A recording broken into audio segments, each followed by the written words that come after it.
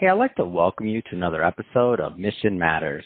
My name is Adam Torres, and if you'd like to apply to be a guest on the show, just head on over to missionmatters.com and click on Be Our Guest to Apply. All right, today I have Glenn Campbell on the line, and he is founder and CEO of the BSI method, and he's gonna, let me tell you something, for all you that have been listening to this show for a long time, when it comes to branding, when it comes to authentic personal branding, Glenn is the guy, so I'm excited to get into this episode. First off, Glenn, just want to welcome you to the show. Oh, thank you, Adam. I'm delighted to be here. Thank you. All right, so today we'll talk about discovering your best self-identity and how it will help you live a full life. But before we get into that, we'll start this episode the way that we start them all, with our Mission Matters Minute. So Glenn, we at Mission Matters, we amplify stories for entrepreneurs, executives, and experts. That's our mission. Glenn, what mission matters to you? There's only one mission for me. It's very clear. As a personal branding expert, of course, I've done my own personal branding. And my mission, Adam, is that I am the light that awakens leaders to higher self-realization. That's it. That's awesome. Love bringing experts on the line to share why they do what they do, how they do what they do, and what we can all learn from it, because we all have different experiences and expertise that make us all unique. So great to have you on the show, Glenn. And I guess just to get us started here, tell me a little bit more about your background. Like, how did you get started in this personal branding space? Well, when I left school, I went to university, and of course I did a commerce degree with a major in marketing. And so that's really where I started to focus on this whole subject of understanding what a brand really is, a real brand, not a pretend brand. And then after that, of course, I finished that first undergraduate degree, and I did a second undergraduate degree, which was a degree in psychology. And that really began my career in brand strategy and communications. I went straight out of university into one of Australia's leading brand strategy companies, and then worked in brand strategy and communication companies like Saatchi & Saatchi and Leo Burnett across the planet, across 4 continents. I've lived and worked in New York, Madison Avenue. I've lived and worked in Chicago. I've lived and worked in Hong Kong, Singapore, London, throughout Europe, and of course through the Asia Pacific region. And I've been the chief executive of 4 significant brand strategy companies in that time. Then 15 years ago, I started my own company where I shifted my focus from organizational brand strategy to leadership brand strategy, personal branding. And so I've seen, and I talk about this all the time, but I always feel like it helps to hear from someone else, because I'm biased on mine. I'll be upfront. Obviously, I'm a media guy, so that's all I do all day long is I'm working with people and trying to get their name out there and their stories out there when appropriate, of course. And to me, like, things have shifted. Once upon a time, you could be under this big banner. Like, my background's finance, so I work for large finance companies. And, you could be under this big banner. You could sit behind the desk, corner office, big windows, and a client comes in and, okay, boom, that's your client. That's your brand. That's who you are. You don't really have to do anything else other than that for people to understand your credibility. Now what I've seen kind of in the market is with social media, not just social media, but just the other ways that we're connected, whether it's podcast, social media, it doesn't matter what it is, but there's so many other ways to be connected and to be found, that personal brand now in my world, I feel like it's more important than it ever was. Like, it's not just for celebrities anymore, for athletes. Now, you're an accountant, you're a CPA, you're a C-level exec, especially. Like, it's not just the CEO who has to, when people find them, you could be middle management. And if somebody's looking into you and doing work with your particular department, like, you got to be able to be found. I'd be interested to hear your take and your perspective on that. Well, I think for the first comment is that personal branding, for want of a better term, I call it that because I think most people understand that. But really what I'm talking about is the discovery of your true higher self. And that's the key. And so that can't be described, in a title like CEO or, business manager or any of these other titles. That's a title. That's something you have. That's not something you are. And I think the key to this is to, let go of all these kinds of things and say, well, that's not really me. That's not my personal brand. That's just a title. That's something I do. It's not who I am. And so what I do with leaders, especially because I love working with leaders, because leaders have this massive influence on people.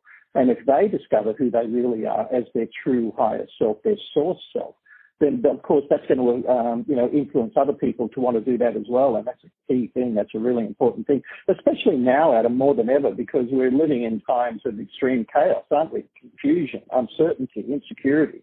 And so you cannot battle external uncertainty with internal uncertainty. You're just going to have more uncertainty and fear. And so, what I want to do is help people to go into this state of unwavering internal certainty. And the only way to do that is to know who they really are and why they're here. To answer those two primordial questions that have plagued humanity for time immemorial. Who am I and why am I here? And so that hasn't got much to do with, what my title is or what my work is. In fact, once you discover who you really are, you'll discover your true passions in life, your true meaning, your true raison d'etre, your reason for being. And then what happens is, the work that you do is usually in symbiotic relationship with that. That's where your passions flow from. And so, this whole idea of discovering who you really are and why you're here is really the key to it all. And what I find is it has an enormous impact on how people think, on the words they use, how they express themselves in their family life, their work life, in their relationships, their ability to connect with people. And so while you also talked about social media. Well, social media is there. It's just a mechanism. It's a tool. But what really we're talking about here is who is the person behind that is looking to connect, and how are they going to connect in an authentic way as their true self. And when people do that, they're really coming from the heart, Adam. And so they're expressing their true, authentic heart desires. And when they do that, of course, they connect more readily. And, one of the things you love to talk about is money. And when people are vibrating at the higher level of energy of who they really are, well, of course, they attract more money as just as a simple and easy consequence of that, because they're vibrating at that level. They're not vibrating at a level of fear or scarcity or uncertainty or, disappointment or anger or any of those low vibrational energies. They've kind of elevated their vibrational energy up to their true higher self, who they are. And of course, when they talk, as you and I did at the early start of this, you said, Glenn, you are, and you expressed my title. Well, that's not who I am. That's just a title. That's something I have. It's not who I am. Who I am is actually quite different to that. And so, this process of discovery for leaders is a massively liberating thing. It's where true freedom lies, because when people know who they are and why they're here, then any external circumstance becomes just something that is. It's not a problem. It's not something to be feared. It's something to be embraced, because they're in this kind of empowered sense of self where they know they have the power and they have the control. And they can, and I don't mean that from a negative perspective, I mean self-control, self-awareness, this kind of expanded consciousness that is massively enthusiastic and positive and optimistic. And so when people discover their true higher self, everything changes for the better, Adam.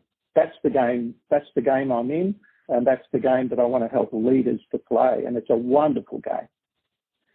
Tell me more about the BSI method. So what makes it up? What's it composed of? There's basically several stages in the method, and I'll take you through the first the stages in an overview sense. Stage one is about becoming self-aware.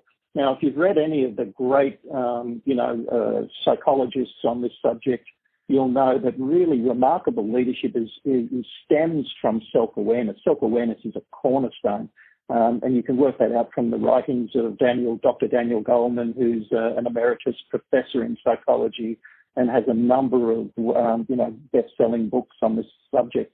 And so self-awareness is the key. So stage one of my method, the BSI method, is called becoming self-aware. And that's where I really take leaders through this process of understanding, who they are now and what shaped them, what's their belief systems. And belief has got a lot to do with this. And there's a lot of people who are running their lives from limiting beliefs. And I help them to see these beliefs and understand what they are and understand the current state of programming that they've got in their neural pathways and in their belief systems. And then the second stage is called best self-discovery. And that's where I work with them personally. I do this on a one-on-one coaching basis, Adam, is I help leaders to understand who their true higher self is. And then what we do is start to integrate that into the conscious mind. There's a lot of neuroscience involved in this, by the way, the brain. We start to imprint, create new neural pathways around who they really are, and I help them to discover their true, authentic, higher self. And then the third stage is called progressive actualization, and that's really the integration or the alignment of your conscious mind with your subconscious mind.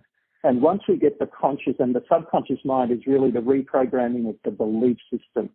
And once we get the belief systems, the subconscious mind in alignment with the conscious mind, we have this thing called, conscious coherence. And so once we have conscious coherence, basically you have people who transform really into their true higher nature. And when they do that, they become unstoppable, Adam. Everything becomes easier. They're vibrating at very high vibrational energy, the energy of love, not fear, the energy of acceptance, the energy of peace and harmony. And so with that kind of energy, they start, and now I'll talk to you a little bit about quantum physics. There's quantum physics in my program as well. It's the science of energy. And so when they're vibrating at that high level of energy of true self, we know from the science of quantum physics that like energy attracts like energy. And so they start attracting all those things that they are being. And so, and this is what happens. I mean, this is irrefutable, this science.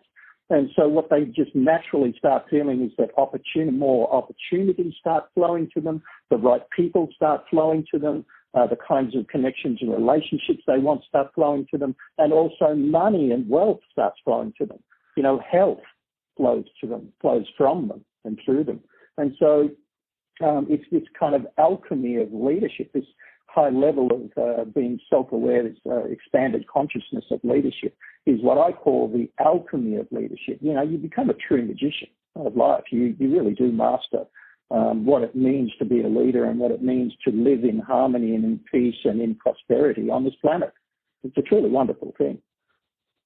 What are the types of individuals you work with? Like, when do you know if somebody's typically going to be a good fit to work with you and your team, whether it's industry, level of career? I mean, does that play a factor? I don't know. Well, really, I love working with entrepreneurial leaders and business owners, especially because, I believe that business owners, small to medium enterprise is the lifeblood of economies. Look at any economies in the US, economies in any country, anywhere. Really, the massive amount of GDP from that economy is generated by small to medium enterprise, and they have enormous effect. And so, and I love people who have got the courage to start their own enterprise and be entrepreneurial. So I love entrepreneurial leaders. I love business owners, and I feel that they're the kind of people that I would really love to connect with because they're open, they're interested in change, they're very innovative, when they learn things, they not only learn them, but they apply them. And so application is a key part of this program. You can't just learn it and say that was intellectually stimulating for me. It's really about the application. Interestingly, Adam, another part of that question is, about 75 to 80% of my client base have been women leaders. I work with a lot of women. It's really interesting. Don't ask me why that is. I mean, it happens that way. Yeah. No, that's great. That's great. And the reason I asked that question is because I know that, there's a lot of people that when they listen to something, they're kind of wondering like, is this right for me? Is this something that is going to help take me to the next stages in whatever type of development they're looking at? And it sounds to me like you're definitely working with the entrepreneurs out there. And I know there's lots of entrepreneurs that listen to this show, so that fit your market and what you're helping people do. So I think it's great stuff there. Yeah, yeah. I would say this, Adam. I would say discovering your personal brand is a key success factor in business and in life. That's the way I put it. Yeah, that's great. Well, Glenn, I just have to say, I know that we're just barely scratching the surface on your content and what you have to offer, but it's been great having you on the show today. That being said, I know there's some individuals that'll be listening to this that want much more Glenn and his team. So, and the BSI method, because again, I know we're just scratching the surface on this one. If somebody wants to follow up and they want to learn more and they want to connect with you and your team, what's the best way for them to do that? Oh, well, I would just ask people who are really interested in exploring this subject, just email me, Adam. So my email is Glenn, Glen, at bsimethod.com. And so I'd be very happy to hear from people, and I will personally respond to everybody. And so, yeah, that's, we're a very personal business here. We're about people. We're about heart connection, Adam. So I would love to hear from people, of course. That's great. And to my audience, just to let you know, we'll put all that information in the show notes so that you can connect with Glenn and his team. And speaking of the audience, if this is your first time with Mission Matters or engaging or listening to an episode, we're all about bringing on entrepreneurs, executives, and experts and having them share their mission, their values, why they do what they do, how they do it, and also, so we can all learn and grow together. If that's the type of content that you're into or sounds interesting or engaging, we welcome you. Hit that subscribe button. We have many more mission-based individuals just like Glenn coming up on the line, and we don't want you to miss a thing. And Glenn, it really has been a pleasure. Thanks again for coming on the show. Yeah, I've been delighted with the conversation with you, Adam. Fabulous. Thank you.